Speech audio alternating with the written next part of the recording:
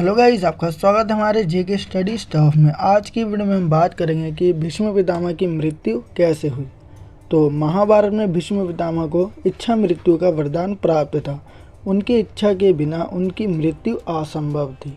जब महाभारत का युद्ध हो रहा था तब भीष्म पितामह का युद्ध पांडवों से हुआ और भीष्म पितामह ने पांचों पांडवों को कहा कि मुझ पर प्रहार करो।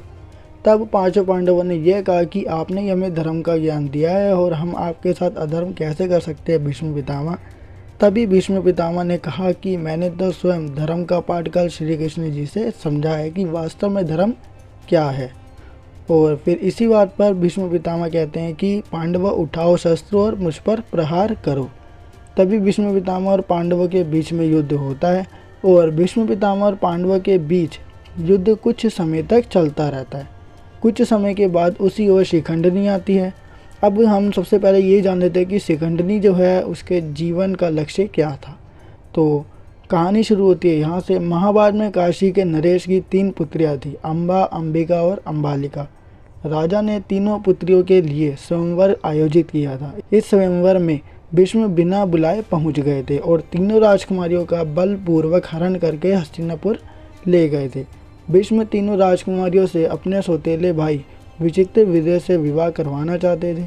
अंबिका अंबालिका ने तो विचित्र विजय से विवाह कर लिया था, लेकिन अम्बा ने भीष्म और सत्यवती से कहा कि वह किसी और से प्रेम करती है, इसलिए उसे उसके प्रेमी के पास जाने दिया जाए। अम्बा की बात मानकर भीष्म ने उसे उसके प्रेमी के पास पहुंचा दिया, लेकिन अम्बा के प्रेमी ने उसे अपनाने से इनकार कर दिया। वहां अम्बा फिर से हस्तिनापुर पहुंच गई। इसके बाद अम्बा ने भीष्म से विवाह करने को कहा कि उसे उसके प्रेमी ने अपनाने से इनकार कर दिया है, तो मैं अब केवल तुमसे ही विवाह करूंगी।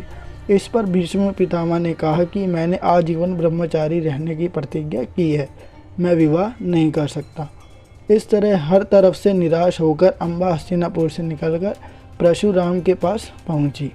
अम्बा ने परशुराम को पूरी बात बताई और भीष्म से बदला लेने का आग्रह किया। परशुराम ने अम्बा की बात मान ली और भीष्म को युद्ध के लिए चुनौती दे दी। भीष्म पितामह और परशुराम जी के बीच में युद्ध हुआ, परंतु यह युद्ध महादेव के द्वारा टाल दिया गया। यहाँ भी अम्बा को निराशा मिली। इसके बाद अम्बा ने शिव जी को प्रसन्न करने के लिए तपस्या की। अम्बा की तपस्या से शिव जी प्रसन्न हुए और उनके सामने प्रकट हुए। तब अम्बा ने शिव जी से कहा कि मुझे वरदान दीजिए कि मेरी वजह से ही भीष्म की मृत्यु हो। शिवजी ने कहा कि ऐसा तुम्हारे इस जन्म में संभव नहीं है, इसके लिए तुम्हें दूसरा जन्म लेना होगा। ऐसा कहकर शिवजी अंतर्ध्यान हो गए। अम्बा ने भीष्म से बदला लेने के लिए अपना जीवन समाप्त कर लिया। अगले जन्म में अम्बा शिखंडिनी के रूप में राजा द्रुपद के यहाँ जन्मी। राजा ने राजकुमारी का पालन पुरुष की तरह ही किया था। जब महाभारत का युद्ध हो रहा था तब शिखंडिनी अर्जुन के साथ भीष्म के सामने पहुंच गई। भीष्म स्त्रियों पर प्रहार नहीं करते थे, इस वजह से भीष्म ने उसकी ओर प्रहार नहीं किया।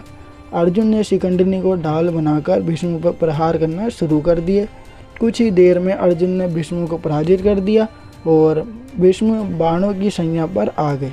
शिखंडिनी ही भीष्म की मृत्यु का कारण बनी। तो यह थी भीष्म पितामह के मृत्यु की कहानी। आई होप गाइस आपको ये वीडियो जरूर पसंद होगी। अगर आपको ये वीडियो पसंद आई है तो वीडियो को लाइक, शेयर, कमेंट करना बिल्कुल ना भूलिए। और साथ ही साथ अगर आप हमारे चैनल पर नए हो तो चैनल को सब्सक्राइब एंड बेल नोटिफिकेशन पे क्लिक करके आप हमारे आने वाली हर वीडियो की नोटिफिकेशन को तुरंत प्राप्त कर सकते हैं। सो गाइस मिलते हैं अपनी नेक्स्ट वीडियो के साथ। So thanks for watching this video.